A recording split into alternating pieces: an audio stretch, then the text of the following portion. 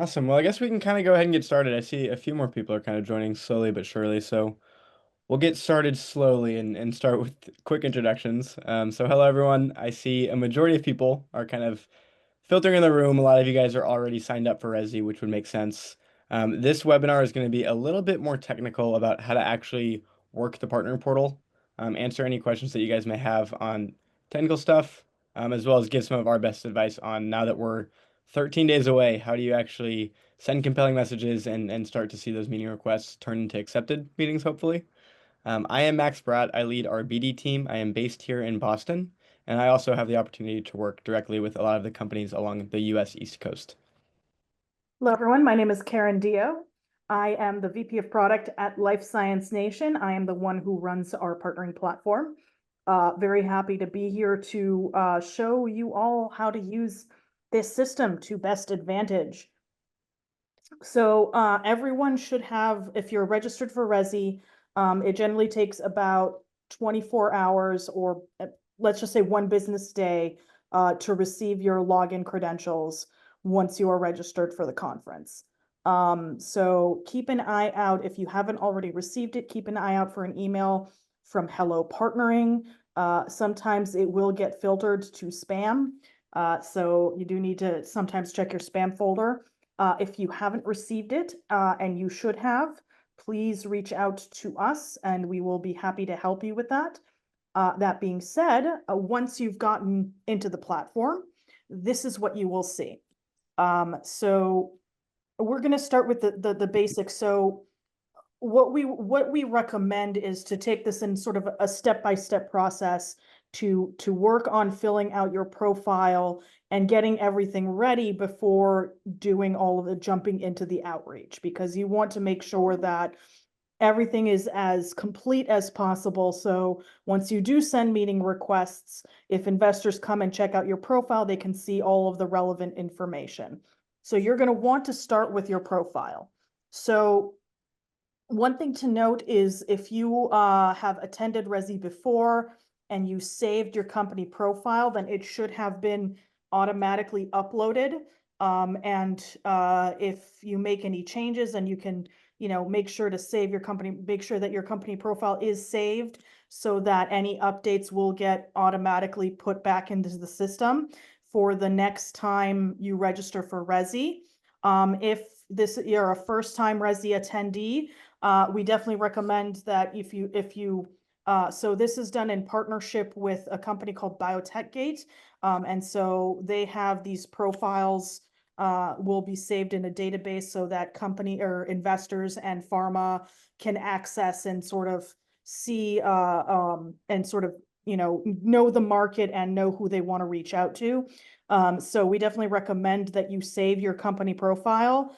And this is what also saves it for future RESIs.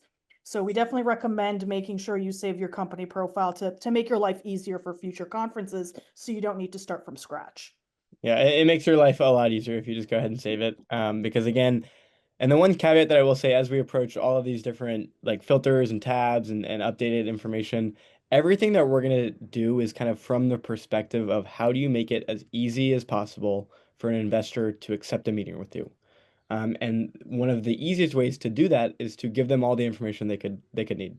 Put it right in front of them, right in their face. And it's not going to take you too long to fill out your profile, but it's long enough where you don't want to do it again. So you might as well just save it. Yeah. So you want to start with your personal profile. So by that, you can upload a headshot, put in more details, put in your contact information. This includes your email and your phone number. That way, when you send meeting requests, you can there's a check mark to share your contact information. That can make it easier for them to reach out for you out of the system as well. And you can also link your LinkedIn here. And then you can put in details about your professional background. So you can go in, you can put all this information about you personally. Now, once that's done, you can go to the company profile. So again, you can upload a logo, information on your company, where you're located. The categorization for us, of course, We are in professional services and consulting, but you can see here, you can select. If you're a startup, you're going to be therapeutics or diagnostics, R&D services, medical technology, or health tech. You'll be one of those. And so then you can do that. Appropriate subsectors will come up. If it's relevant, you can select a primary therapeutic area. And then, if you have some of these aren't relevant to a startup, but for a service providers, a lot of these are coming up. But you can just put in the relevant information for your company categorization. And then in the company description, you can put in a basic description of your company. Now, in terms of advanced company profile, you can put in information on the financials, any product or service summary of what you have, any collaborations that you have. For an investor, this is where the information will be in investor details. And so if you're a biotech, that's a really good opportunity. Let's say if you're developing a pipeline or if you have maybe one or two assets, that's a good place to differentiate them. Mhm. And also give information on what is the differentiating factor between the two or the three or the however many you may have in your pipeline. I would certainly recommend highlighting and making it visibly obvious which of those assets would be considered the lead. And the same goes with if you're a medical device company and you may be developing multiple products. That is a great place to put information, not just on what is the technology behind the product, but where do each stand in terms of regulatory approval, how much funding do they need, and just give a big overview of the products Yeah. as well. And then in terms of your conference goals, you can put here, if you're looking for R&D collaboration or partnership, if you're looking to out-license, if you're looking for investors, that you can all put there. But as Max said, the more information that you can put, the better. And so there's actually even a point here for you to be able to differentiate between your products and put in an entry for each one. And so whether you're have therapeutics, diagnostics, medical devices, services, all of this information can come here. And the more information that you fill in, the better off you are. So for example, for a pharma, you can put in the name of the specific therapeutic. If you're planning to out-license, you can select the development phase and put in a product description, the main therapeutic sector, and all of this information you can put in on each therapeutic that you have. So the more information that you put in, the better off you are. And of course, each section is tailored to the sector. So medical devices, you can see here, it's a little bit different in terms of regulatory approval is a little bit different. But a lot of the same information. So again, the more information that you put in, the better off you are. You can also put in information on any closed financing rounds that you've had, and also any management team that's in addition to whoever is attending. So all of these different areas, again, the more you fill in, the more complete your profile is, the better off you are. Mhm. And then in addition, once you're done putting in all of that information, you can come here, upload company presentations. So if you have like a video that you want to attach, that can go here. For the company slides, that's any document. So we recommend that a company puts in their pitch deck, their executive summary, and a one-page data sheet. And you can add that all here under the company slides info, so that investors can easily see your materials. Yeah, and it's kind of funny. We always recommend companies will come to us and they'll ask which one is more important, slide deck, executive summary, one-page data sheet, and we always recommend including the three if you have them. And the reason for that is because if you were to go to a room of three investors or 300 or whatever number of investors, typically about a third of them will say that they prefer the pitch deck, the other third will say the executive summary, and the final third will say the one-page data sheet. And it is always pretty evenly split, and you never know which investor is going to prefer which form. I know myself personally, I like to look at the pitch deck. Karen, I don't know if you're the same or different. Same. I think, I'm definitely pitch deck. Our yeah. CEO Dennis is executive summary, and our colleague Greg, he's the one-page data sheet. So you never know what the investor is going to prefer to look at. If you have all three uploaded there, it makes it really easy for them. And again, anything you can do to make it easier to accept a meeting Yeah. is recommended. The one thing that I will point out, and we've had some companies ask, all of the information that is going to be put in here, both within the materials as well as any information that you may put on specific assets or devices, should be non-confidential. This information is going to be available and viewable by everyone in the partnering system. And whether that is the case, or even if it's just an investor, you don't want to come to them on a first meeting with confidential information. The key is to give them enough to excite them to get a first meeting and then a second meeting. And then whenever it comes to point to sign any kind of waiver, that's when it's capable of doing so. But keep everything non-confidential off of the bat.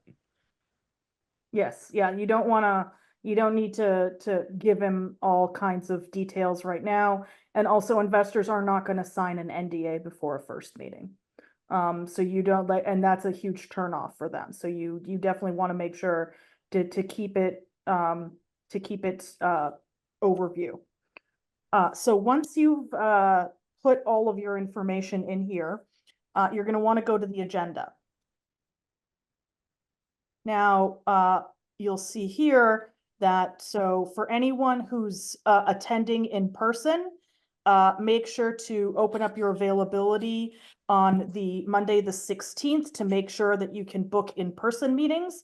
If you are attending virtually, while you can make yourself available on Monday, you cannot book virtual meetings in the system on Monday. And so if you are someone who's registered as virtual and you have days, if you have times available on Monday and you're trying to schedule meetings on Monday, it will tell you no location available, because you can't schedule a virtual meeting on Monday. So you're going to have to try to either close off your schedule on Monday to try to book them on the 17th, the 18th, or the 23rd, or try to find another mutually available time. But if you're having trouble getting a meeting scheduled, that would be why. So there's an easy way to just make yourself available or unavailable in all slots, which for Monday is super convenient. Especially if you're available more than not, you can just change them also individually, if you so choose. Partnering starts at 7 a.m. So make sure that you are aware of where you are at those times, and don't, schedule a meeting earlier than you thought and then miss it by accident. And so all of these times are in Eastern time zone. Again, with the conference being in Boston, everything's going to be working from Eastern. But if you are in a different time zone and you're planning your schedule ahead of time, or let's say you're partnering virtually only and likely in a different time zone as well, there is a feature, and you can't see it now because Karen's laptop is based in Boston, but it will show both your time as well as the event time, um, kind of on the agenda. So there will be two bars, one that shows your the event time, and then there will be a second bar right here where it says unavailable right now. And that will show your time zone. So your time zone will be closer to the slots. Mhm. So definitely make sure, if you're attending virtually, to keep an eye out for what your time zone is as compared to the event time zone. Now, And if I'm going to jump ahead a little bit here just to answer a question we have from Teresa. mhm. As you accept your meetings, all in-person meetings will be, once they're sent out and accepted, they will be automatically assigned to your schedule on this time with mutual availability. For any virtual only meetings, which would occur again on the 17th, 18th, or the 23rd, those will get added to your schedule as well. And rather than giving you a specific table number, it will automatically assign you a link for a video call. So no, you do not need to send out any Zoom links or anything yourselves. All of that will be done directly within the partnering platform. Yes. Um, so you can see here, if you are attending in person, these are all of the sessions that will be taking place. So you can easily add them to your schedule. The reason that you might want to do that is if you want to make sure to save that time, so that you don't take meetings in the slots. So right now, the 9 to 10 slot for me is booked. I cannot book meetings at that time. If you see that your schedule is getting busy and you would like to open it up and not attend a panel, you can always unregister. For anyone who's participating in the Innovators Pitch Challenge, we should have automatically blocked off your schedule for your session before we started the scheduling of meetings. So you should have no conflicts with your IPC session.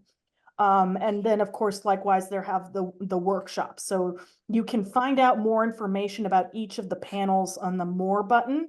The other thing to note is all of these sessions will be recorded and then will be posted to these pages after the conference. So if you're attending virtual only and you see sessions that you find of interest a few days after the conference, there will be embedded YouTube links in each of these sessions that will allow you to come in and view each session. Or if you're attending in person and don't have a chance to see an interesting panel, likewise, you can come in after the conference to look in here to see the sessions. And the partnering platform will be open 3 weeks after the conference for you to be able to access, see any sessions, maybe send a few follow-up messages if there were some people that you did not have a chance to connect with. Yep. And so Larry's asking if he has a meeting scheduled in person, how can you reschedule that? If you have a meeting scheduled in person, it will appear on your agenda. You should also be given the option to edit that, and it will pull you into the messaging system. And from there, you will be able to schedule a request. I think it appears on the top of Yeah, that message. it's a request rescheduling. Mhm. And that will pop it back to the system, and it will, put it into the scheduler so that it will get rescheduled when the next time we run the scheduler. With that note, if you do not change your availability, it will likely get scheduled to the same spot. So because the way the system works is it's designed to distribute meetings evenly as possible throughout the course of the conference. And so there's probably a reason it was scheduled to that slot. So unless you change your availability in that slot that you want to replace, once you've requested a reschedule, it will likely just get put in the same spot again. The other thing to note about making yourself available, and this is something that's especially crucial for the virtual days. You will notice that for the virtual days, the partnering is available 24 hours a day. So you very much want to make sure that you are looking at your local time and only scheduling meetings when you are available. Because otherwise, if you just hit the change all and make yourself available, you can schedule yourself a meeting in the middle of the night. If you're a night owl like me, that might not be so bad, but for a lot of people, they would prefer not to take meetings at 3 a.m. So we definitely recommend making sure that you are only making yourself available during the day when you would like to take meetings. And that will be true for all 3 days. So you will have to change your availability for each day individually. So And and don't overlook this because the reality is we have investors attending both from US, Europe, Asia Pacific regions. And so don't leave your 3 a.m. open thinking no one's going to book a meeting with me at 3 a.m. because A, the system will do it at mutual availability, and B, there's a chance that you could meet with an Asia Pacific investor and it will be at an hour that no one wants to meet at. yeah, I So think if you're unavailable, market is unavailable. yeah, I think that like 20% of our investors are attending virtually only, and they are from all over the world. So yes, it can happen that meetings get scheduled for you in the middle of the night. We've seen it happen pretty much every conference. Someone doesn't pay attention. So don't let that be you. And yes, make sure that you're looking at all 3 days. And make sure that when you're changing the right day, because again, it can be confusing, but you want to make sure that you're doing the right thing.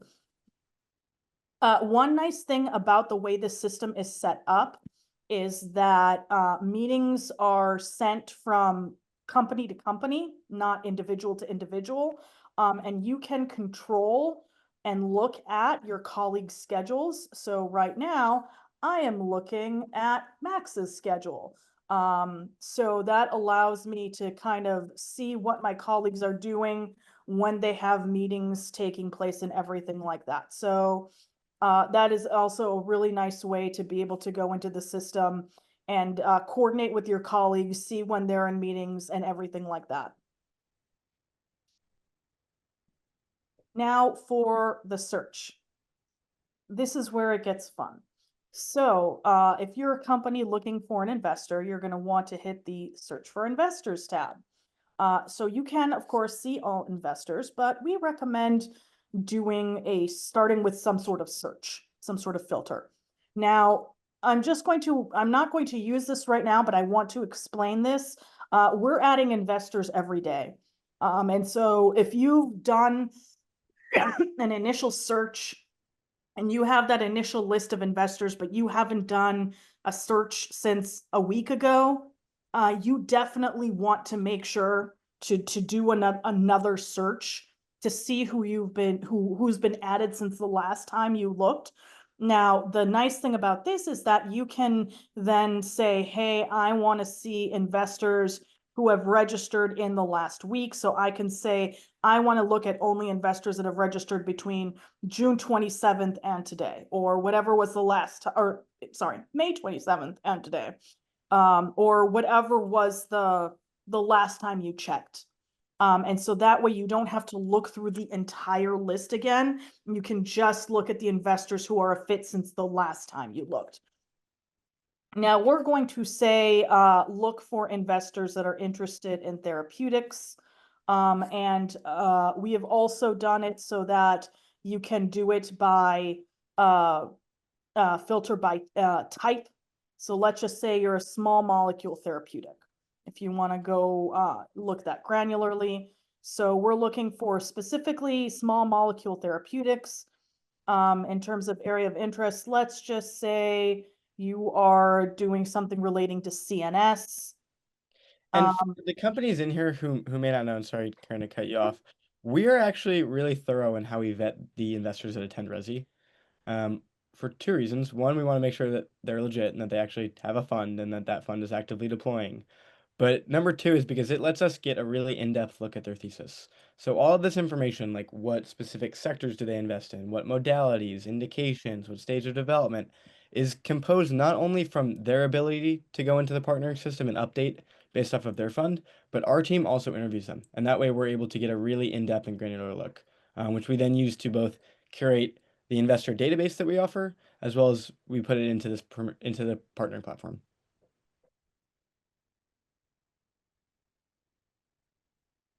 okay, so let's just say you're preclinical.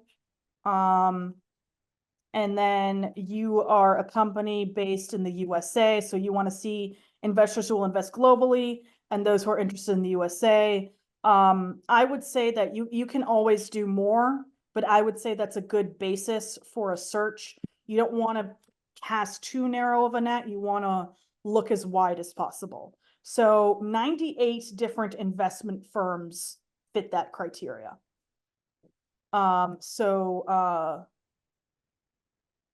Yes, Lindsay, there is a way to add multiple people from your company to the meeting.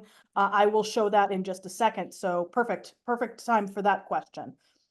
So just before I go into the scheduling of the meeting, you can see here there's a basic description, but you can always go in to the page to look at more details. So you can see here information about the company, the investor details, that gives you some more information. If you have registered for Premier, you will see information in these two sections. That is an upgrade. If you are interested, you can reach out to us and we'd be happy to help you with that. That just gives you a little bit more information that we have, that we collect on these investors, a little bit more granularity in terms of what they're looking for. And I think we sent an email around with that Premier partnering, but Yes. again, all of the Premier partnering information is going to be available directly here within the partnering platform. And what that is exactly is that is information that we collect through the interview that we do. So information on the specific sectors, subsectors, if they have any company or management team requirements, such as do they take a board seat, are they open to leading, syndicating, co-investing, things of that nature. And then as well on the next tab is going to be the under the delegates tab, it will show their contact information. So it will show the email address of all the investors. That way you can ensure that you're following and you're continuously following out even after the conference, and really taking advantage of the follow-ups there. Yep. So that is the information that you have on the investors. Now, there are two different ways that you can do this. Once you're looking through them, you can either decide to send a request immediately, or conversely, if you want to read through all the profiles first and then go back, this little star is a bookmark. So you can read through them all and just bookmark the ones that you want to follow up with. And then once you've done reading through all the profiles, you can come up here to the bookmarks and it will show you everyone that you have bookmarked, and you can then send all the messages at once. So it's really up to how you prefer to do it. Once you are ready to send the request, you would hit this button. And you can see here, you can select to if you have a specific delegate in mind that you want to meet with. If you're willing to meet with both, you can just do both. You want to put in a subject, and here is a message. And you want to make sure to make good use of that. So have a good intro message available. This is usually where we would say your elevator pitch, that written paragraph, that's a perfect place for your intro message and the first message that you're sending. You don't have to worry about the priority. No one really pays attention to it, even though it says low, medium, high. I've actually seen investors get annoyed if people are constantly sending every single one of their messages as high priority. So you don't have to worry about that. It's not going to make a difference as far as the meeting is concerned. And this is where I said before, you can, if you input your contact details, you can send it to the investor. And Lindsay, this is where you can select if you want more of your colleagues to join. This is where you can select who you want to participate. So any and all. And interestingly, you can even send it on behalf of someone else. So if you are sending a meeting request and you know you're not going to be available, but a colleague of yours will be, you can always select it for someone else and not yourself. So that is the flexibility of this. And then once you are done, you would hit submit. And they would get the meeting request. Now, any meeting request that you send or receive will be in the Messenger tab. And you will be able to filter through the messages that you've sent here, and you can see here what the status is.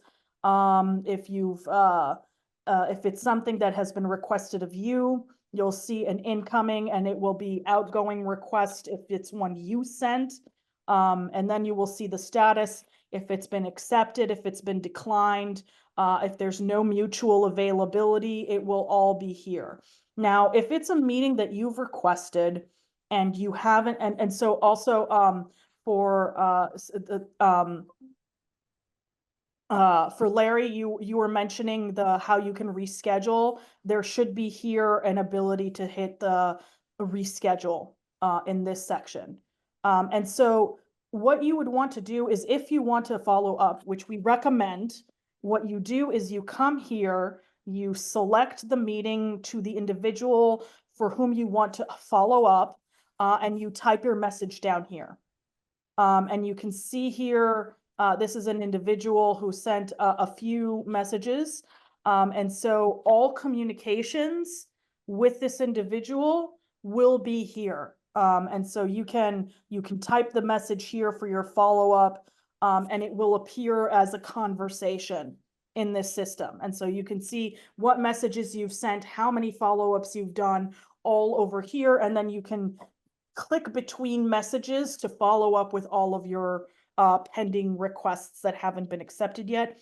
We generally recommend a strategy of a initial request and 3 follow-up messages. And we recommend having them prepared ahead of time. And so one of the things that you can do is in the follow-up messages, you don't want to just say, hey, I'm following up. You want to give more information. So is it more information about the product, about partnerships you have, about the management team, about milestones you've reached? There's always something that you want to highlight. And so pick a few of them and use them to craft follow-up messages.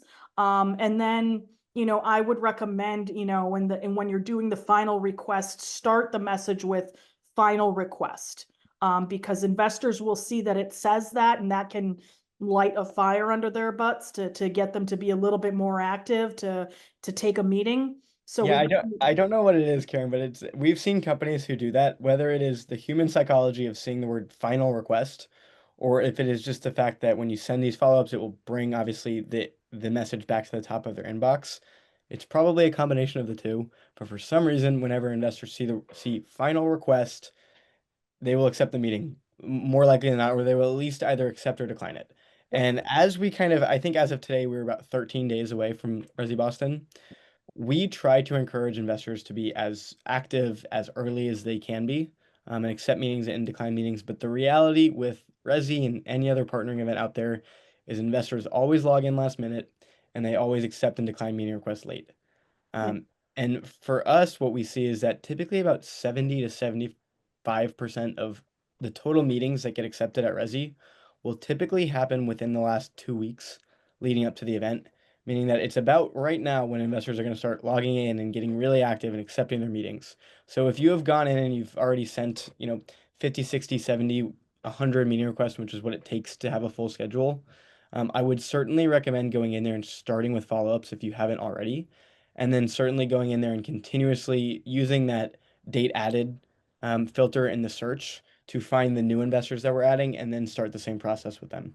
yeah. In reality, the lion's share, most of that 70 to 75% of meetings is going to be scheduled next week. Yeah. So if you haven't gotten a large response yet, don't panic. It's normal. I've actually already sent reminders and investors are like, oh, thanks for the reminder. We're going to be waiting until the end to see all of the companies so that we can prioritize who we want to meet with. That's just the way it works. So they're actually intentionally waiting until next week to start their partnering activities. Um, it's just the way it works. I So believe the that's true reason, for companies currently registered and for any potential companies out there that haven't registered already. yeah, That it's means not that too it's late. not too late, but it means that you should get into partnering as soon as possible and start sending these meeting requests. Yeah. But it's not too late to do so. And the reason to send the follow-ups is one, it gives them more information because you never know what it will be that will hook their interest. And two, you want to make sure to bump yourself up to the top of their inbox because every time you send a message, uh, they get a notification and it reminds them, hey, this is waiting for me. You don't want to send too many. You don't want to, send a message every day. But you want to send a few reminders every few days, just to kind of, remind them that you're there saying, hi, I'd love to meet with you. It's a delicate balance, but one that is necessary.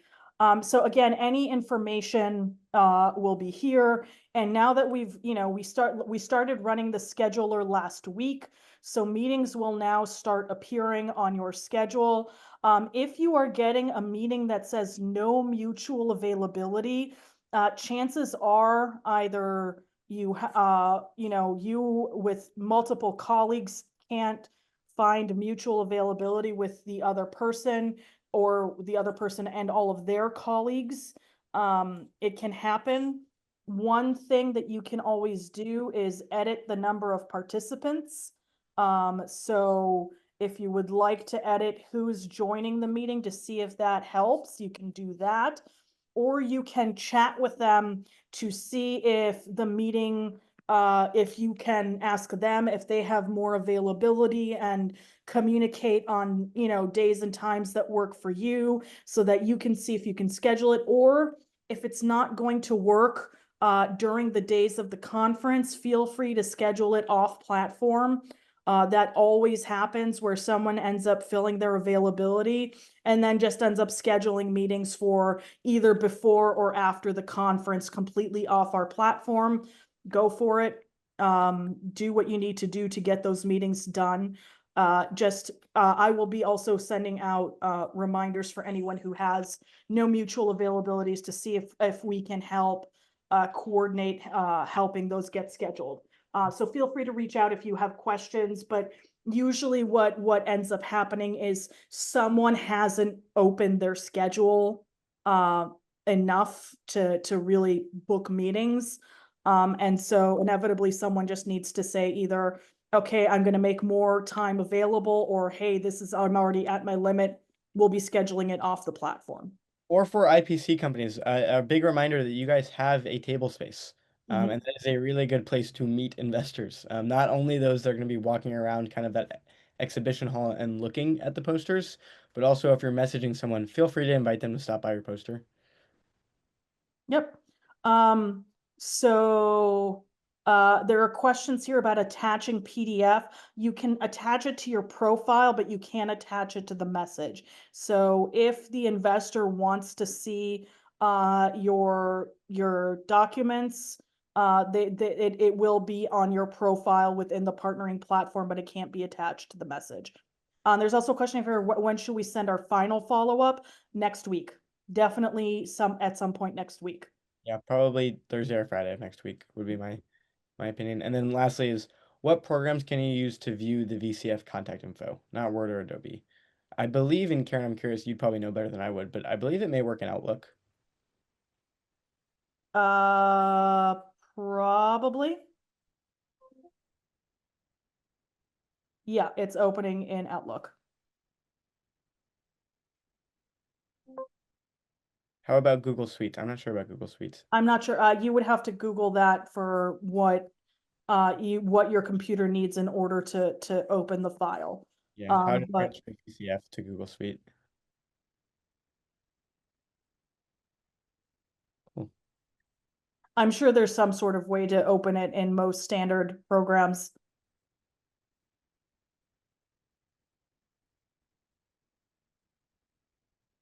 Other than that, the main thing is just going to be to start getting active in partnering. Again, this week and next.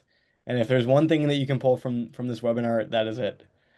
Start sending your meeting requests, start sending the follow-ups, and we see companies that consistently do that can get a full dance card at the event. Yeah, and the one thing that we will also note, this is a lot of work. We're not going to deny that. This is absolutely something that takes a lot of effort to do well, but it is effort well spent. And the people who put in the effort have noticed a huge difference in their partnering availability, their partnering success.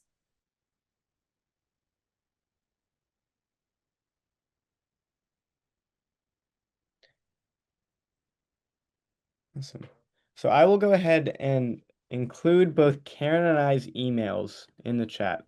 And if there's anybody that has questions about um, whether it be specifically on the partnering portal or the conference, RESI in general, please feel free to reach out to both of us directly. Yes, and we're more than happy to help. We do have some capabilities on the back end that might make it a little bit easier for us to maneuver. And we are more than happy to help. Oh, Max, you sent that to just the hosts and the panelists, not to Oops. everyone. For some reason, it won't give me the option to do anyone, but Okay, I will send it then. Maybe because I am technically, yes, because I am technically the host. I'll take it back. Karen will send our emails, and anyone, please feel free to reach out. I know a lot of you guys have had communication with us prior to even registering, Mhm. and we certainly look forward to seeing you guys at RESI. Yep, and if you think of any questions that didn't occur to you at this time, feel free to reach out and we'd be happy to help. So good luck with your partnering, and we'll see you all if you're attending in person in a week and a half. Awesome. Well, thank you, everyone. Thank you, everyone. Bye.